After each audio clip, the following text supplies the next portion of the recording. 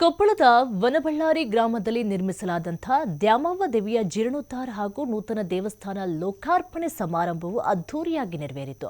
ಮಾಜಿ ಸಿಎಂ ಸಿದ್ದರಾಮಯ್ಯನವರ ಆಪ್ತ ಹಾಗೂ ಕಾಂಗ್ರೆಸ್ ನಾಯಕ ಹನುಮಂತಪ್ಪ ಅರಸನಕೇರಿ ನೇತೃತ್ವದಲ್ಲಿ ದೇವಸ್ಥಾನ ಲೋಕಾರ್ಪಣೆ ಸಮಾರಂಭ ನಡೆಯಿತು. ಈ ಹಿನ್ನೆಲೆ ಇಂದು ವನಬಳ್ಳಾರಿ ಗ್ರಾಮದಲ್ಲಿ ಹಬ್ಬದ ವಾತಾವರಣ ಮನೆ ಮಾಡಿತ್ತು. ಈ ವೇಳೆ ಗ್ರಾಮದಲ್ಲಿ ವೈಭವದ ಕುಂಭಮೇಳ ಹಾಗೂ ಮೆರವಣಿಗೆ ಆಯೋಜಿಸಲಾಗಿತ್ತು. ನೂರಾರು ಸಂಖ್ಯೆಯಲ್ಲಿ ಆಗಮಿಸಿದ ತಾಯಂದಿರು ಕುಂಭ ಹೊತ್ತು ಸಾಗುವಂತಹ ಮೂಲಕ ಧಾರ್ಮಿಕ ಉತ್ಸವಕ್ಕೆ ಕಳೆಯನ್ನು ತಂದರು. ಈ ಭವ್ಯ ಧಾರ್ಮಿಕ ಸಮಾರಂಭಕ್ಕೆ ಗವಿಮಠದ ಅಭಿನವ ಗವಿಸಿದ್ದೇಶ್ವರ ಸ್ವಾಮೀಜಿ ಸೇರಿದಂತೆ ವಿವಿಧ ಮಠ ಮಾನ್ಯಗಳ ವಿವಿಧ ಮಠಾಧೀಶರು ಆಗಮಿಸಿ ಆಶೀರ್ವಚನ ನೀಡಿದರು. ವಿವಿಧ ಮಠಾಧೀಶರ ಸಾನ್ನಿಧ್ಯವು ಕಾರ್ಯಕ್ರಮದ ಕಳೆಯನ್ನು ಮತ್ತಷ್ಟು ಹೆಚ್ಚಿಸಿತು.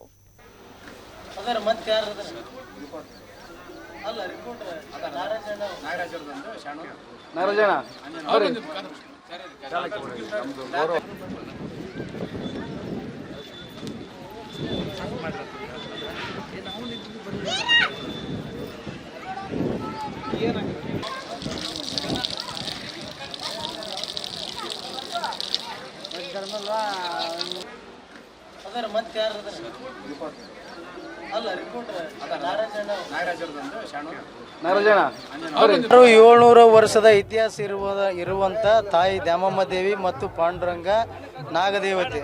ಇದು ಅಜೀರ್ಣ ವ್ಯವಸ್ಥೆಯಲ್ಲಿರುವುದರಿಂದ ಸುಮಾರು 20 ವರ್ಷದಿಂದ ನಮ್ಮ ಸಂಕಲ್ಪ ಇತ್ತು ನಾವು ದೇವಸ್ಥಾನ ಕಟ್ಟಬೇಕಂತೇಳಿ. ಆದರೆ ಕಾಲ ಕೂಡಿ ಬಂದಿದ್ದಿಲ್ಲ.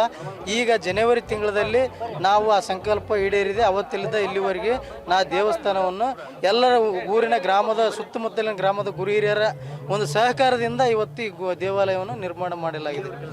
ಈ ಉಡುಪಿ ಕಾರ್ಕಳ ಮುರುಡೇಶ್ವರದವರು ಈ ದೇವಸ್ಥಾನಕ್ಕೆ ಶಿಲಾನ್ಯಾಸ ಮಾಡಿದ ಶಿಲ್ಪಿಗಳಿಂದ ದೇವಸ್ಥಾನ ನಿರ್ಮಾಣ ಆಗಿದೆ.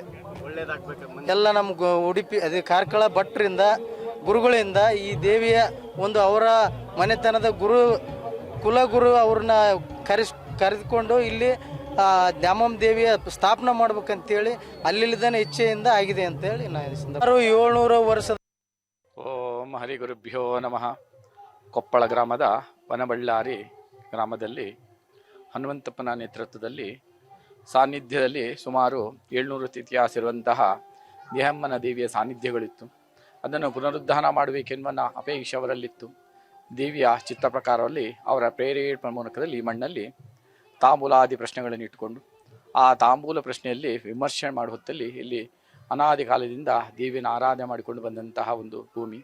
ಗ್ರಾಮಕ್ಕೆ ಸಂಬಂಧಪಟ್ಟವಳು ಶಿಥಿಲವಸಿಗೆ ಬಂದಂಥ ಹೊತ್ತಲ್ಲಿ ಪುನರುದ್ಧಾರ ಮಾಡಬೇಕನ್ನ ದೈವಜ್ಞರ ವಾಣಿ ಪ್ರಕಾರವಾಗಿ ಸಾಮಾಜಿಕವಾಗಿ ಕಾರ್ಯಕರ್ತಗಳನ್ನು ಮಾಡಿಕೊಂಡಂತಹ ಹನುಮಂತಪ್ಪನ ನೇತೃತ್ವದಲ್ಲಿ ಭಾಳ ವಿಶೇಷವಾಗಿ ಈ ಮಣ್ಣಲ್ಲಿ ಸಾನ್ನಿಧ್ಯವನ್ನು ಚಿಂತನೆ ಮಾಡಿಕೊಂಡು ಆ ಚಿಂತನೆ ಪ್ರಕಾರದಲ್ಲಿ ಈ ಮಣ್ಣಲ್ಲಿ ಯಾವ ದೇವಿಯ ಸಾನ್ನಿಧ್ಯಗಳುಂಟು, ಯಾವ ಚೈತನ್ಯಗಳುಂಟು, ಅದನ್ನೆಲ್ಲ ಬೇಕಾದಂಥ ಚೈತನ್ಯಪೂರ್ವಕ ಅದನ್ನೆಲ್ಲ ಇಟ್ಕೊಂಡು ದೇವರನ್ನು ಪುನರುದ್ಧಾರ ಮಾಡಬೇಕಾದ್ರೆ ಕೆಲವು ಪ್ರಾಯಶ್ಚಿತಾದಿ ಕರ್ಮಗಳನ್ನು ಪ್ರಶ್ನಾ ಮಾರ್ಗದಲ್ಲಿ ಏನೆಲ್ಲ ಸೂಚಿಸದ ಆ ಪ್ರಕಾರ ಪ್ರಶ್ನೆ ಮಾರ್ಗದಲ್ಲಿ ಚಿಂತನೆ ಮಾಡಿಕೊಂಡು ಅತಿ ಬೇಕಾದ ಋತುಜಗರನ್ನು ಆಗಮನ ಮಾಡಿಕೊಂಡು ಪೂರ್ಣ ಕುಂಭ ಸ್ವಾಗತಗಳನ್ನು ಬರಮಾಡಿಕೊಂಡು ಕುಟುಂಬಸ್ಥರೊಳಗೂಡು ಬರಮಾಡಿಕೊಂಡು ರುಚಿ ಆಗಮನಗಳ ಮಾಡಿಕೊಂಡು ತದನಂತರವಾಗಿ ಶಿಲ್ಪಿಯಿಂದ ಪರಿಗ್ರಹ ಪೂಜೆ ಮಾಡಿಕೊಂಡು ಆ ಶಿಲ್ಪಿಯಿಂದ ಆಲಯವನ್ನು ನಮ್ಮ ಸ್ವಾಧೀನ ತಗೊಂಡು ಅದಕ್ಕೆ ಬೇಕಾದ ಪರಿಮಜ್ಜನೆ ಮಾಡಿಕೊಂಡು ಬಂದೆವು.